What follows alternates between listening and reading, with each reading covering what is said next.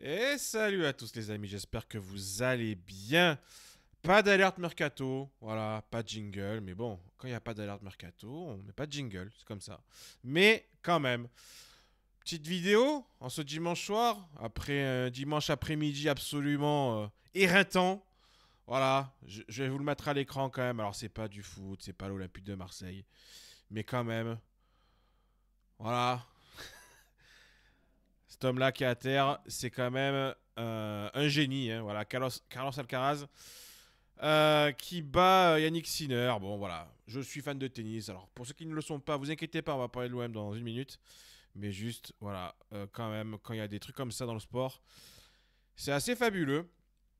5h29, plus long finale de l'histoire de Roland Garros. Bon, voilà. Un scénario absolument rocambolesque. Je pense à Julien, voilà, qui a perdu son PL sur Yannick Sinner. Désolé, voilà, c'est comme ça. Non, mais voilà, en tout cas, c'était un grand moment de sport.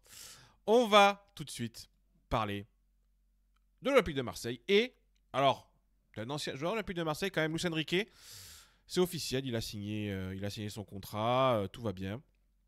Enfin, il y avait pas de souci, hein, contrairement à ce qu'on a voulu nous faire croire. Aucun problème dans le transfert de Luis Enrique, malgré le départ de Simone Inzaghi. Du côté d'Alial. Donc voilà, là il y a Julien qui vient de m'envoyer un vocal, mais je peux pas l'écouter, Julien, c'est dommage. Euh, donc voilà. Comme je le mets sur le tweet, j'aurais pas parié sur ce tweet et cette photo il y a encore un an. Hein. Ouais, Luis Enrique, Inter de Milan, 25 millions d'euros. Il y a un an, je pense qu'on n'est pas beaucoup à se dire que c'est possible. Voilà, c'est assez marrant. Mais voilà, on est content pour lui. On espère qu'il fera un bon bout de chemin du côté de l'Inter. Voilà, moi j'en garderai en tout cas du positif malgré la fin qui a été un peu plus compliquée. Mais une très belle surprise cette saison notamment. Deuxième actualité. Les maillots. Le maillot de l'Olympique de Marseille, le maillot à domicile. Et qu'est-ce que l'on voit sur ce maillot? Des blasons historiques. Je vous l'expliquais lors d'un live. C'est que divers blasons de l'Olympique de Marseille devaient apparaître en surbrillance sur le maillot. On a la confirmation aujourd'hui. On le voit aussi, hop, sur cette image ici, voilà. C'est potentiellement un énorme banger, je trouve, hein, quand même, ce maillot. En tout cas, il a tout pour. Vraiment, alors, évidemment qu'il faut le voir en vrai, hein, voilà. Mais, en tout cas, moi de mon côté, prenez mon argent, Puma. C'est bon, voilà. Il n'y a pas de problème. Il n'y a pas de souci, voilà. Et là, on le voit un petit peu mieux encore. Ça va être un maillot, je pense, qui va plaire à beaucoup de monde. Et puis, c'est un maillot qui est une transition parfaite pour la suite. Voilà, on le voit d'ailleurs aussi droit au but, hein, le compte très très bien informé, qui nous dit que voilà, ça c'est un blason aussi historique. C'est le dernier maillot avec le logo actuel, voilà, très clairement. La suite, ce sera un nouveau logo 2026-2027. Ne regardez pas, pardon, ce qui se passe sur Twitter, etc. Il y a très très peu de monde qui a vu le nouveau logo et certainement pas certaines personnes au fin fond de leur canapé qui tweetent sans savoir de quoi ils parlent. Voilà. Parenthèse fermée. Alors, qu'est-ce qu'on a appris d'autre? Que Roberto De Zerbi a été approché par Tottenham. Voilà. Il a été approché et qu'il a gentiment dit non, merci, je reste à l'Olympique de Marseille. Alors, voilà, hein, au moins c'est clair. Voilà, parce que Tottenham, alors même si sur le papier on pourrait se dire, bon, Tottenham, machin, est quand même qualifié en Ligue des Champions, ils ont gagné l'Europa League. Qu'on le veuille ou non, c'est la première ligue, il y a quand même des moyens. Donc, il aurait pu réfléchir. Voilà, on a eu un débat il y a quelques jours pour dire est-ce qu'il va rester ou pas, est-ce que machin, la communication. Bon, là au moins, en fait, Roberto Zerbi ne communique pas, il montre simplement qu'il reste à l'Olympique de Marseille. Voilà. Il y a un livre d'ailleurs qui doit sortir prochainement sur lui, où apparemment, voilà, il parle en bien de Marseille, de la ville, etc.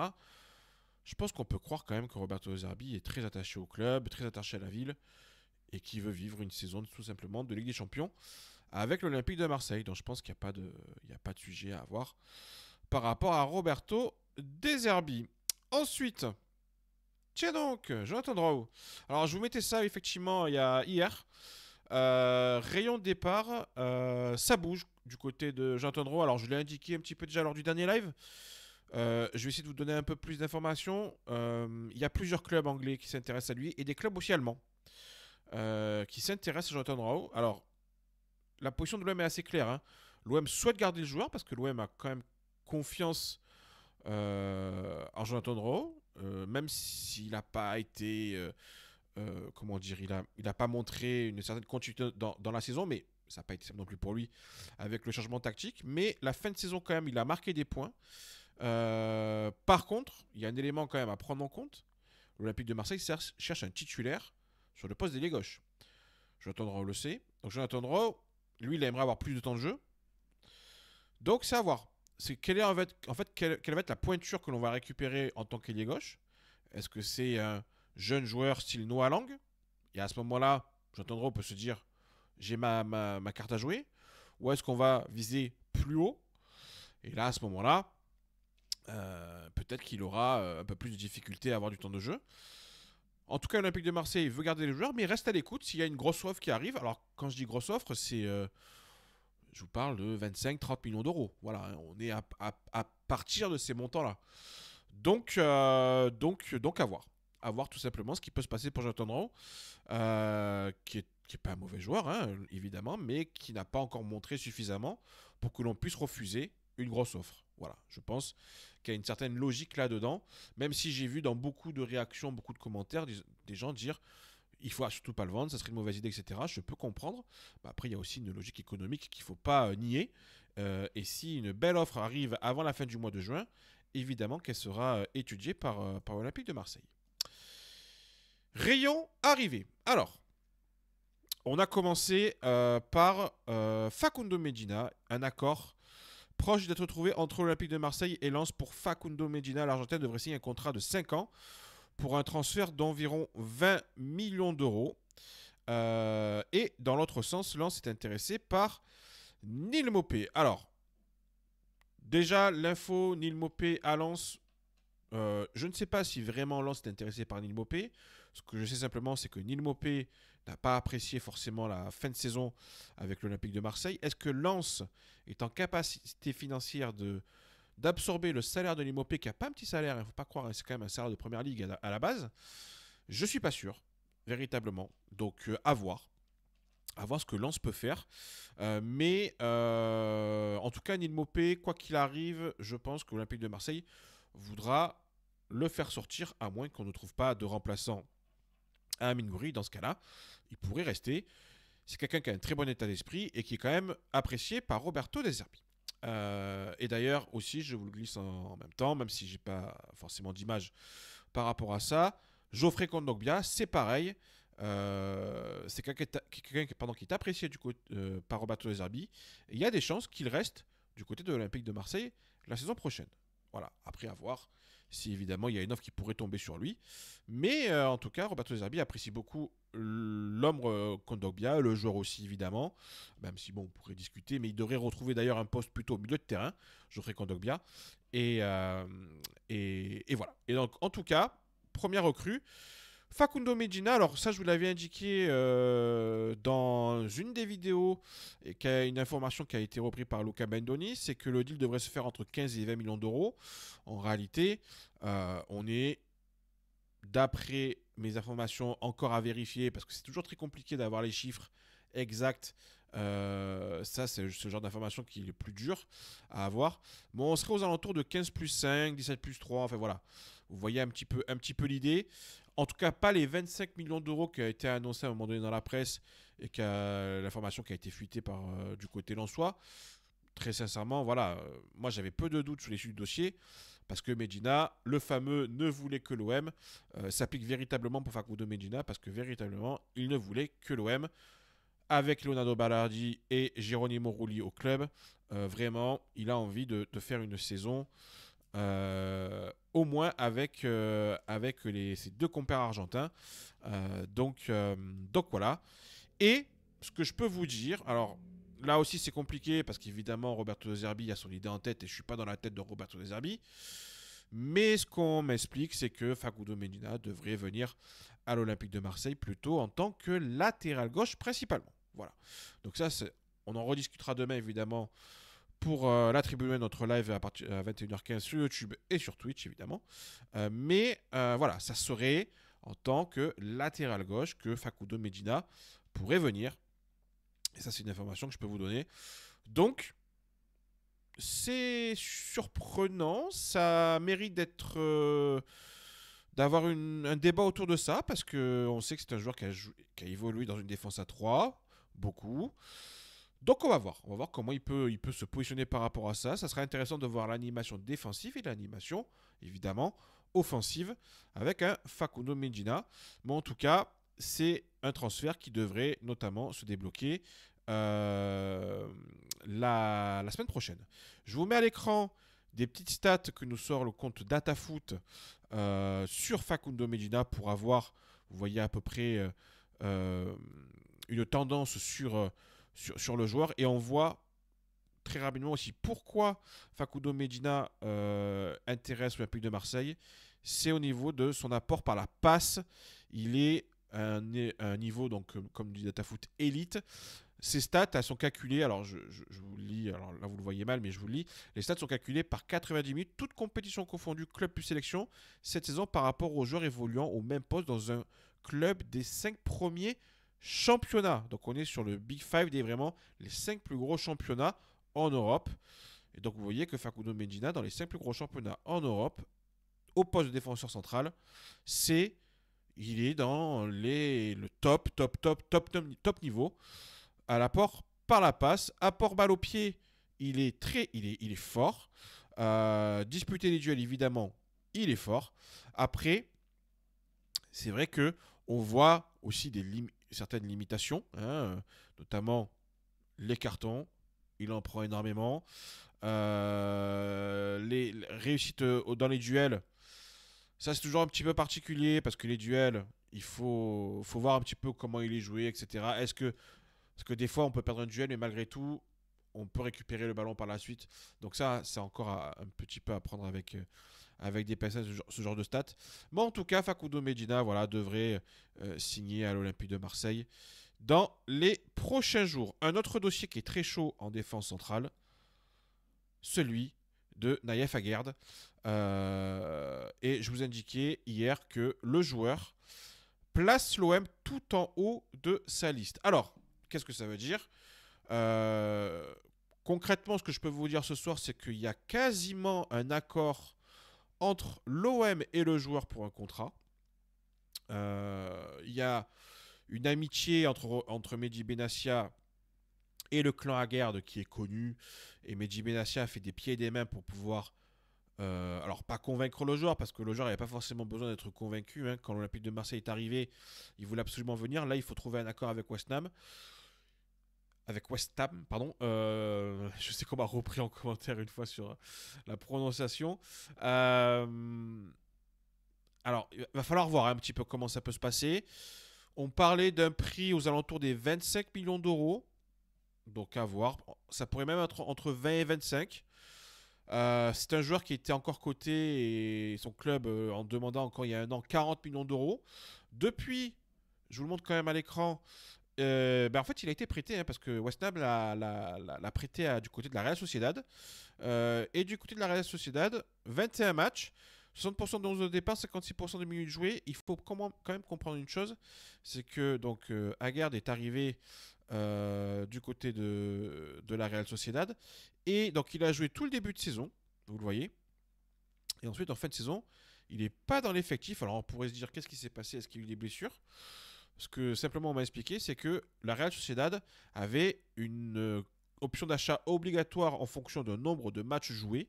Cette option d'achat était très très haute. C'était un petit peu un deal à la Eric Bailly, hein, qu'on a eu du côté de l'Olympique de Marseille. Il fallait pas dépasser nombre de matchs joués. C'est pour ça qu'en fin de saison, en fait, il a été mis de côté. Voilà. Il a été utilisé pour 2-3 matchs, mais sinon, voilà, il a été mis de côté. Alors, il a eu aussi un pépin, évidemment, aussi musculaire ou un pépin à la cheville. Je ne sais plus exactement ce qu'il a eu, mais en tout cas, rien non plus de très très grave.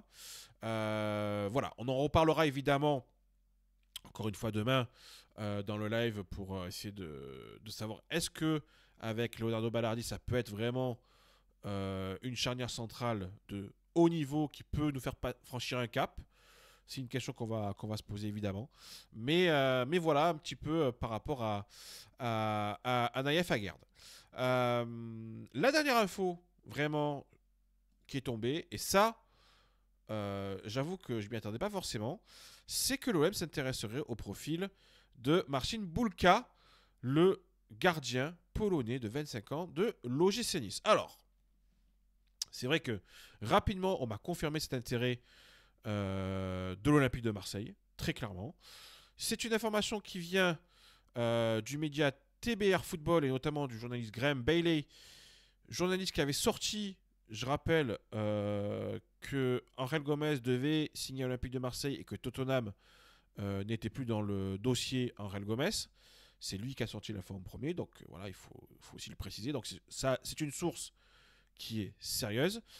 D'où vient l'info? En réalité, c'est une info qui vient d'un article qui parle d'Aston Villa, qui s'intéresse à Marcin Bulka, et qui nous dit simplement, donc voilà, Aston Villa était très intéressé par lui, et que Marseille serait intéressé, tandis que le Barça a également montré un intérêt pour Bulka avant d'opter pour Juan Garcia, qui était également une cible pour Villa.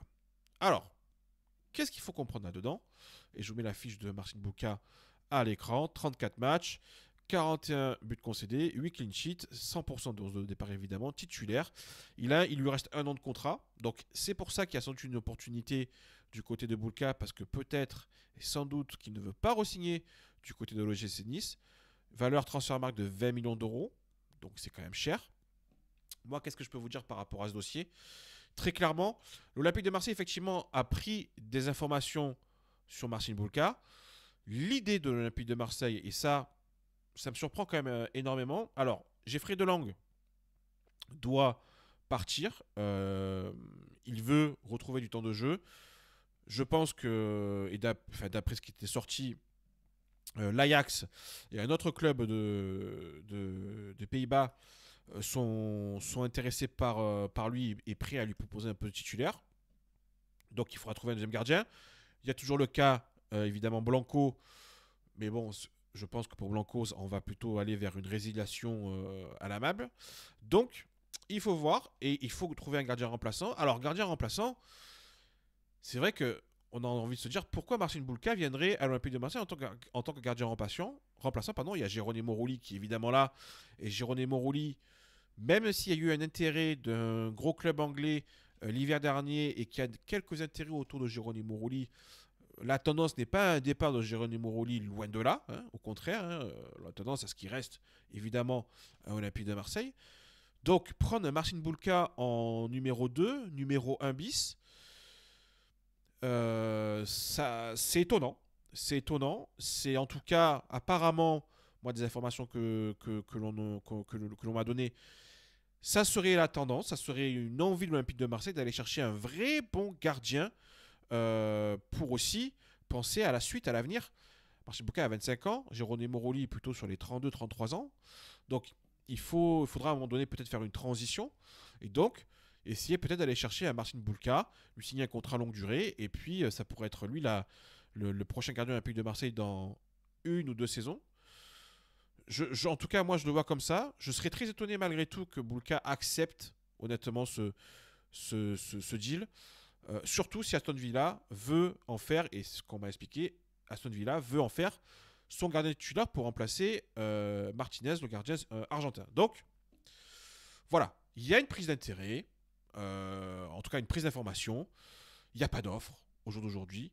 Mais c'est quand même une information à prendre en compte parce que le journaliste qui a sorti cette information, Graham Bailey, est un journaliste qui avait sorti l'information concernant Angel Gomez. Donc, c'est évidemment une information à prendre en compte. Voilà ce que je pouvais vous dire ce soir par rapport aux différentes infos. Je vais aller regarder très rapidement ce qui se passe. Est-ce qu'il y a des nouvelles qui sont tombées pendant que j'enregistre? Parce que ça, c'est ma spécialité, hein.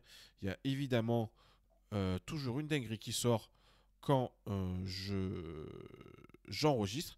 Mais apparemment, non. Là, ce soir, tout va bien. Voilà, il n'y a pas plus de dinguerie que ça. Donc, voilà, tout va bien. Il n'y a pas plus de dinguerie. Donc, on verra demain. Parce que généralement, le lundi, vous verrez, c'est toujours le lundi où il y a pas mal d'infos qui tombent. Voilà. Généralement, c'est toujours très pratique pour nous pour faire derrière le live et le programme. Mais bon, c'est pas bien grave. En tout cas, voilà. Merci beaucoup en tout cas d'avoir suivi cette vidéo si vous l'avez suivi jusqu'au bout. N'hésitez pas à mettre en commentaire ce que vous en avez pensé, les différentes pistes. N'hésitez pas à réagir. Je lis tous vos commentaires, hein, ainsi que Julien, on lit les commentaires. Alors des fois, on a le temps de répondre, des fois on n'a pas le temps, mais on lit vraiment tous vos commentaires. Donc n'hésitez pas à liker et à mettre des commentaires. Ça permet évidemment à la vidéo d'être de plus en plus vue. Et merci beaucoup pour les derniers retours que vous nous avez fait. Vraiment, c'est toujours très très gentil de votre part. Et on vous remercie avec l'équipe. Au nom de l'équipe, je tiens à vous remercier pour les différents retours. En tout cas, bonne soirée à tout le monde. Si vous regardez cette vidéo lundi matin, bonne journée. Et on se dit rendez-vous lundi soir, 21h15 sur YouTube et sur Twitch pour la Tribune OM, le live. Ça va être très intéressant encore une fois. On a pas mal d'infos à vous donner. Bonne soirée à tout le monde et LOM. Ciao tout le monde.